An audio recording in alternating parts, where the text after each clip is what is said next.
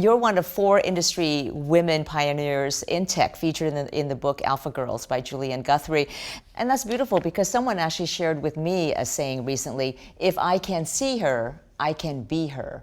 And so it really gets to the heart of how important mentorship and role models are for the next generation. And as you were telling Julianne all these things about your life, was it hard to open up? Because you do talk a lot about the challenges you face as a woman, the sexism, for example. How did you deal with that? So we talked about, male-dominated VC. I guess for me, it's for whatever reason, I've always been in male-dominated industries. So the first example of sexism actually started when I was an undergraduate engineering student, right?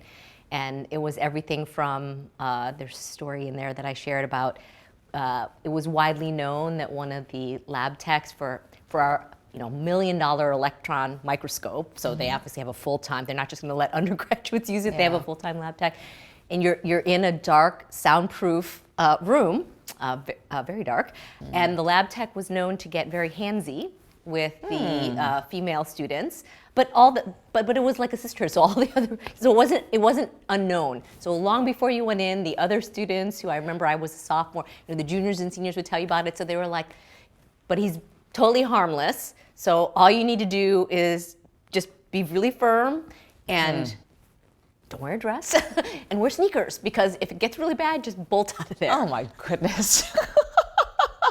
So, I mean, it's kind of funny now looking back in time. I mean, obviously, in the light of today, right, like that was 25 years ago, in the light of today, people wouldn't think it was funny. It would be very much a Me Too kind of a moment. It wouldn't be accepted. But at the time, we were just kind of like, you know what, it is what it is. And honestly, it was like, they were right.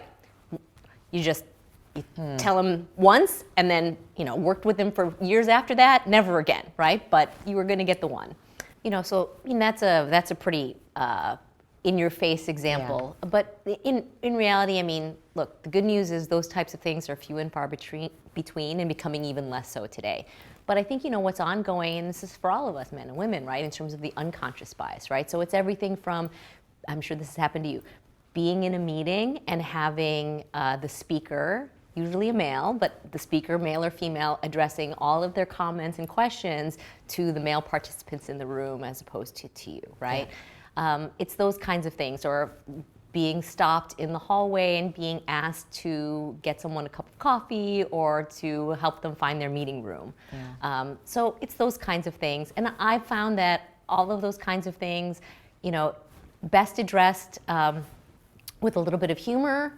And, if you can laugh at yourself, right, then the other person doesn't feel put out. Because again, I just assume most people are coming from a good place, and it's not, it is truly unconscious, right? So you want to correct the situation so that you can have a proper meeting, but you don't want to make anybody feel bad. Why assume somebody's coming from a bad place? Assume they're coming from a good place. If you can laugh at yourself and laugh out loud a little bit, then it just diffuses the whole situation.